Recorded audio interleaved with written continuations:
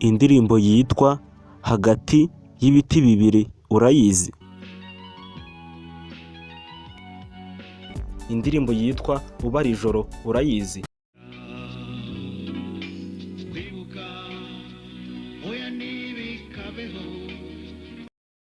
Uyu mugabo niwe wazihimbye, gusa yishwe muri genocide yakorewe Abatutsi mu 1994. Amateka ya Karemera Rodrigue yari ayahe? Yari muntu ki? Uyu munsi tukaba tugiye kumenya byinshi ku buzima bwa Karemera Rodrigue warukunzwe nka Bruce Merodie mu bihe byabo. Byagenze gute ngo yicwe muri genocide? Yavukiye he? Yavutse ryari? Yize he? Yakuriye he? Ese yitabye Imana asize abana? Ese byagenze gute ngo yinjire mu muziki? Ese ni izihe ndirimbo yasohoye zigakora hit? Ese kubera iki yazisize hanze? Ubusobanuro bwazo ni ubuhe? Ibyo byose urabisobanukirwa muri iki cyegeranyo naguteguriye. Njye wakiguteguriye nitwa Jean Paul. Ngo haye ikaze kuri Jean Paul TV show, isoko y'ibyegeranyo. Kana subscribe ukande like.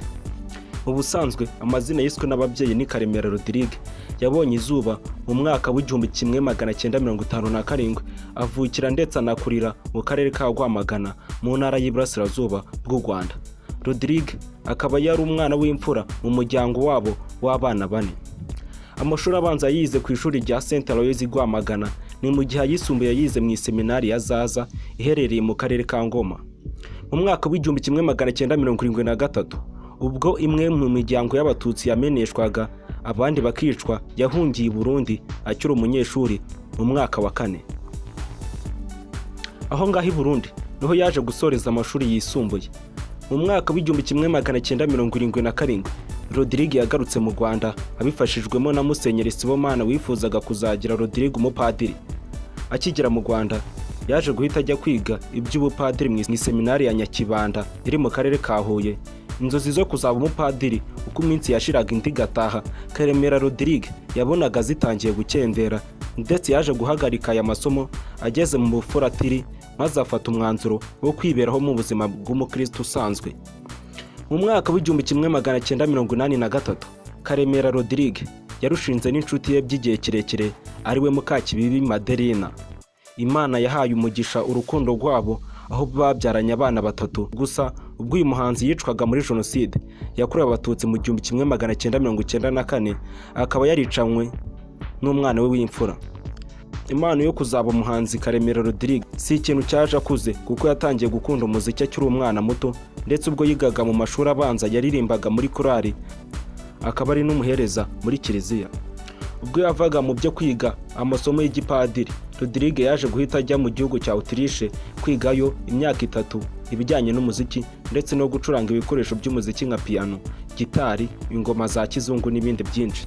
Aya masomo yaje kuyasoza maze agaruka mu Rwanda akora umuziki, aho mu rugendo rwe nk'umuhanzi yamamaye mu ndirimbo nyinshi zitandukanye yagiye akora, zirimo Ubara ijoro, Kwibuka, Abantu Sibomana, Mpinga Nzima, Monasiyire Lebere, Mukazi n'izindi nyinshi.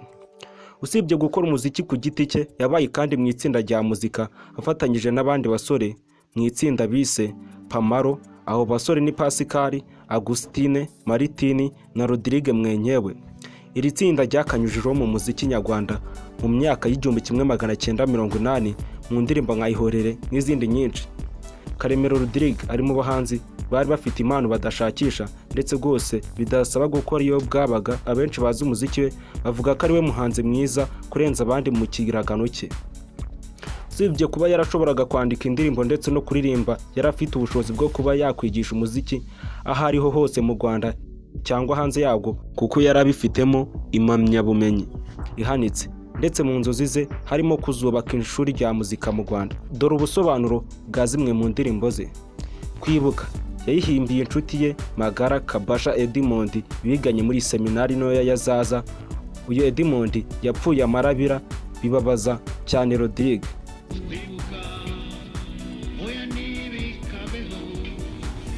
Indahiro ni indirimbo yahimbiye umufasha we yakundaga cyane ariwe Maderina. Mukazi ni indirimbo yahimbiye inshuti ye nyuma yo kumubwira inkuru y'uburyo umukobwa bakundanaga yamubenze akisangira umusore wakoraga muri Electrogas icyo gihe. Ubara ijoro ni indirimbo yahimbiye nyirarume wari waragiye muri Uganda bakaba bari bamaze igihe batavugana, yifuza ko nyirarume yagaruka. Ati bakuru bawe baruzukuruje ntiwabamenya imvi n'uruyenzi.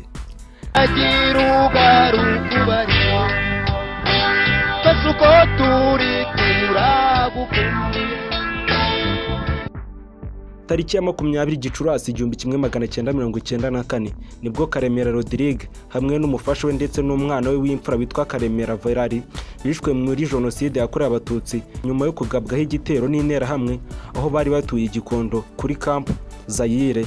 Uyu muhanzi akaba yarishwe arashwe. Gusa abana babiri ba Karemera Rodrigue aribo Bigabo Jean Pierre na mukuru we Iradukunda Virari Karemera babashije gucika intera hamwe muri iki gitero. Kuri uyu munsi bakaba bakiriho nyuma ya genocide yakorewe Abatutsi. Umuryango wa Karemera Rodrigue ukaba waramenye amakuru yuko hari undi mwana uyu muhanzi yasize yibarutse ku wundi mugore. Uyu mwana kuri ubu nawe akaba ariho atuye i Rwamagana, akaba yitwa Karemera Patrick. Hirya ya muzika, Karemera Rodrigue yavugaga neza indimi esheshatu arizo Ikinyarwanda, Icyongereza, Igifaransa, Igitaliyani, Ikidage ndetse n'Igiswahili. Dore zimwe mu ndirimbo ze ziri mu ndimi z'amahanga: Moni Sayile Le Bayile, Leading Peace n'izindi nyinshi zitandukanye. Nubwo imyaka 31 ishize yambuwe ubuzima, ariko n'uyu munsi ibihangano bye biracyakoreshwa n'umuryango nyarwanda bitewe n'ubutumwa bukomeye bubikubiyemo. Ibi bikaba byerekana uburyo ari umunyabigwi ndetse izina rye rizahora ryibukwa iteka. Ayo akaba ariyo mateka ya Karemera Rodrigue warukunzwe nka Bruce Merodie mu bihe byabo. Akaba ari nako tuganye ku musozo w'iki cyegeranyo. Nje bari wakiguteguriye nitwa Jean Paul. Iyi ni Jean Paul TV Show. Kana subscribe ufungura inzogera tujye tubana buri munsi. Bye bye, ndabakunda cyane. Twibuke twiyubaka.